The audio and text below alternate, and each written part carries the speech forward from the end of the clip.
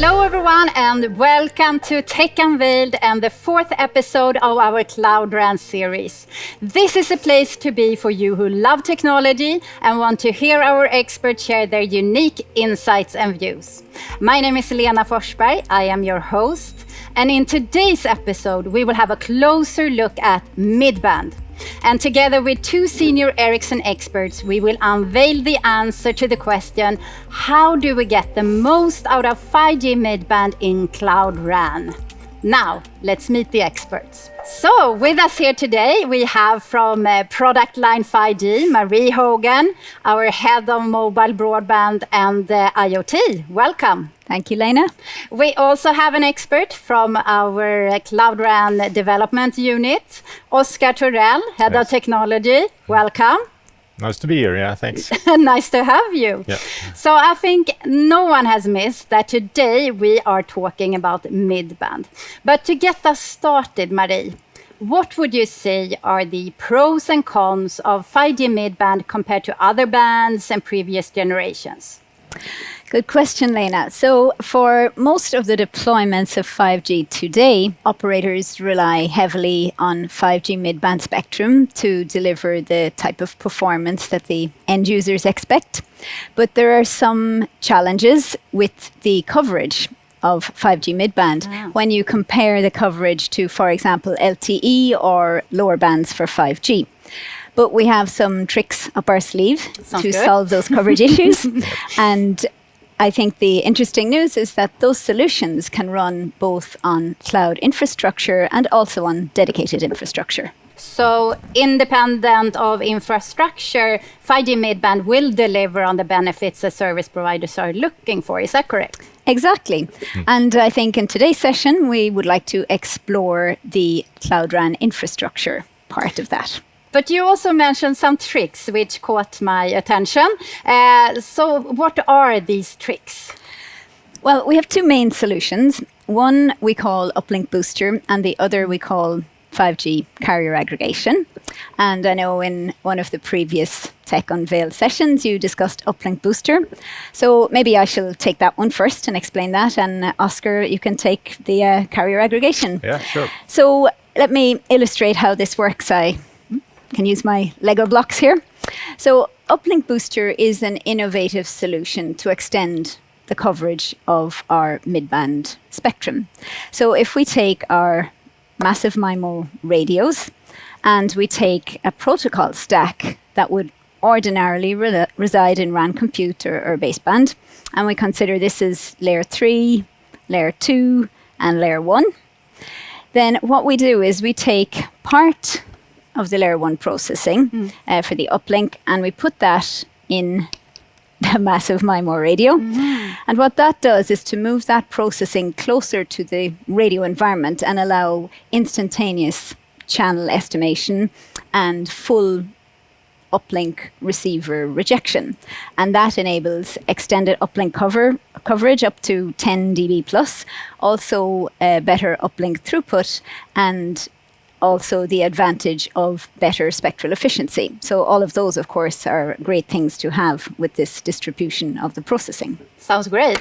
So what about carrier aggregation then, Oskar? I'll steal Marie's antenna over here. Yeah, go ahead. So and we'll turn off the uplink booster in this case so that we have, you know, the pure midband cell. So this would be your regular midband cell. And of course, as we explained before, you know, the uplink being one of the pieces that reduce the coverage compared to our low band and LT solutions, what we do is then introduce this carrier aggregation. So basically, given that uplink is limited, you know, this poor lady is out of reach. So what we do then is we actually move the uplink to the LT band or the and our low band, and all of a sudden, you know, by magic, we sweep this under here, and we have increased, and she's now in range. So this is basically, you know, one of the concepts of carrier aggregation. This could also be called dual connectivity because you are using both systems at the same time. What we can then additionally do in this context is, you know, now we have the uplink in the LTE cell. So of course we have relieved some capacity on the NR cell, which means that we can use that to even further boost the areas that we can cover. So basically, by doing that, oh, magic. and now her friend over here is also in coverage. So basically what we do then, we move the capacity and extend the coverage even more. So by doing this, we add another 2.5 times the area of the initial and 5 times the area of the original midband cell. So that's coverage, but you mentioned capacity. What about capacity? On cue. and since I love building Lego blocks, so here we have your bars on your NR phone and or the capacity. So basically by doing this and adding this data coverage area and capacity, you add another 25% to that.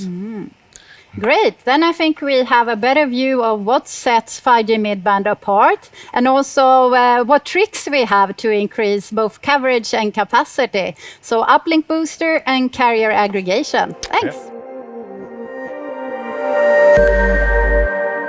What makes 5G midband different from, for example, low band when it comes to a processing perspective? There's quite a large difference in the processing required between low band and mid-band spectrum, actually. So maybe I can illustrate that on the screen here. Absolutely. I better get out of your way, Marie. Thanks, Oscar. So if we take a fully loaded low band cell, take away the processing required for the operating system and the processing required for common functions. So we have a fully loaded low band cell, 20 megahertz of spectrum with 4 layers supported across that spectrum. Let's say that's the equivalent of 1 core for processing. Then we consider a fully loaded mid-band cell, 100 megahertz of spectrum, supporting 16 layers across the entire bandwidth.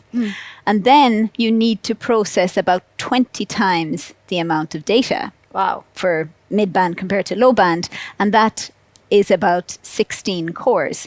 So that's not commercially viable if you're thinking about pure cloud infrastructure. But, however, if you would add some accelerators to offload certain layer 1 processing, then you can reduce the number of cores. And you need to also keep in mind of future traffic growth and future network deployments. Marie, you mentioned accelerators. What is that? Maybe I can pick this up. Yeah. So if you're done here, maybe I can scoot back to my chair.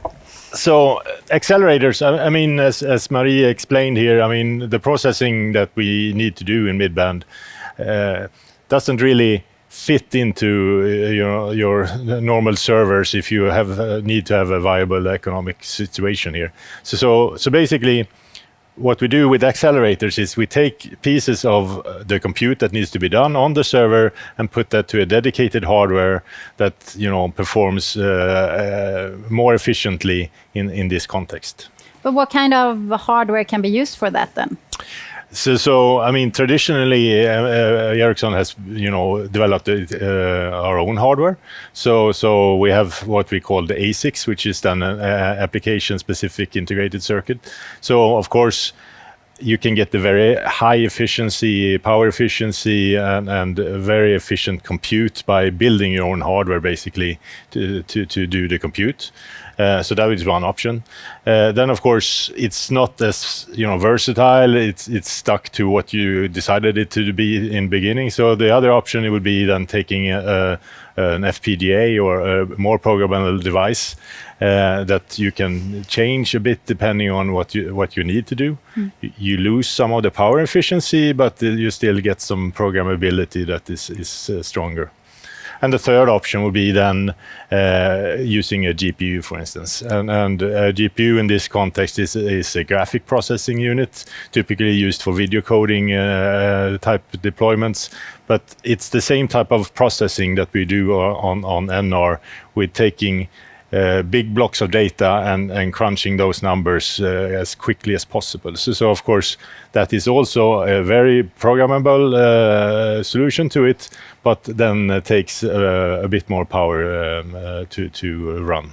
Well, that's a lot of options. Yeah. How do we deal with all of this? I mean, from Ericsson perspective, I mean, all these options have their benefits. So of course, one of the ways to solve this is you have to make sure that your hardware and your software can talk to each other and negotiate what kind of capabilities are available. And I think that's why we are working in NORAM, for instance, in Workgroup 6, trying to identify how can we have this type of negotiation mechanism so you don't get stuck in your deployments and say, okay, I've picked this type of hardware and now I'm stuck with that solution on the software side forever.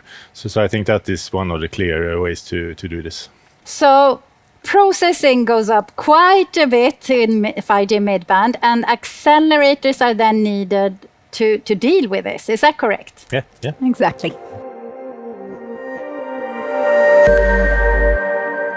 Apart from accelerators, what other things can service providers do to increase the processing efficiency in cloud infrastructure? Well, one thing we're exploring to improve the efficiency and the performance is to run the cloud containers with Kubernetes on bare metal. And that's as opposed to the more traditional way of running the cloud containers on virtual machines. Wow, that was a lot of new expressions for me. Could we break it down a bit? So maybe start with you, Oscar. What is cloud containers and Kubernetes? So I think, a container is a container. Then, if you store food or whatever you store in it, but basically in our context, I mean, we would be storing our application software. So this would be your typical apps with the interfaces and the libraries needed to run those in your software.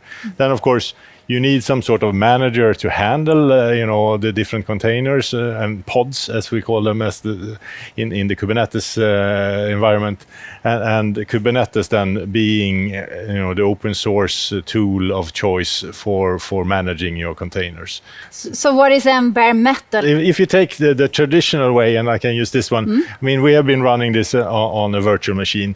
So basically, what you do in a VM context, you not only use your apps and the containers, but you also load up your operating system. So basically, you have a very isolated system that runs as a virtual machine. So what we do now, by taking away the virtual machine, we put the container directly with the manager on top of the host OS and the server hardware. So yes, it's on bare metal. In our illustration before, it would be on the chip directly. So this, then you would gain a lot of efficiency and capacity as well by doing this. Great. But with that sorted then, what type of benefits can service providers get from Kubernetes and bare metal? Well, Ericsson has run some comparisons actually on running cloud containers on bare metal versus virtual machines. And our analysis shows that a total cost of ownership savings of up to 30% can be achieved when running these cloud containers on bare metal. And those savings are applicable in the CapEx and OpEx area in total. But can you elaborate on the CapEx savings, for example? Yes, of course. So in the CapEx area, there are three main savings. The first one is in the hardware side. So better hardware utilization can lead to a reduction in footprint. Then if we talk about applications, they are more efficient. So we see between a 10 and 20% performance advantage on the bare metal approach versus virtual machines. And then for the third point, you can actually eliminate the virtualization license fee. And of course, that simplifies the cost structure. What about OpEx? So in the OpEx area, there are also three main savings. Firstly, let's talk about software upgrade. That becomes simpler and more efficient because now you take out this virtual machine layer and the complexity that goes with upgrading that. Secondly, if we talk about the applications, there is a unified competence across applications since the system is now less diverse as such. And finally, last but not least, when it comes to lifecycle management, this is also simplified since the applications can be onboarded in a more standardized manner. So three savings in the OpEx area also. So Kubernetes on bare metal will bring savings both in CapEx and in OpEx. That is great news, right? Yeah, Indeed. great. It's been so interesting to discuss this topic with you, but unfortunately the session is approaching the end. So to summarize today's discussion, Marie, how would you see that Ericsson can guide service providers to leverage 5G midband in cloud infrastructure? Ericsson can help service providers in this midband journey. We can guide them on how to leverage best the cloud infrastructure, offer strategic advice on decision making around this, and of course offer our comprehensive and very powerful radio portfolio with our ERS system. When it comes to the cloud infrastructure, we can take advantage of the 5G midband and reduce the challenges with coverage by using uplink booster and carrier aggregation. And we can also, of course, use our very powerful radios to take advantage of all that midband spectrum that is on offer. And don't forget, TCO, there are great savings to be made when it comes to deploying cloud containers on bare metal. So I think to summarize, you can say that Ericsson is very well positioned to help our service providers in this space. With those concluding words, I would like to thank you both very much for taking the time and come here and unveil 5G midband on Cloud RAN for us. Thank you very much. And of course, I also want to thank all of you for watching. For me, it has been a pleasure to discuss this important topic with our experts, and I really do hope that you found it valuable as well, and that you want to further engage with us to discuss what this will mean to you. So this was the 4th episode of the Cloud RAN series. In our next episode, we will unveil the potential of non-real-time RIC. You'll be surprised how exciting that topic is. So I hope to see you then. Thank you and bye for now.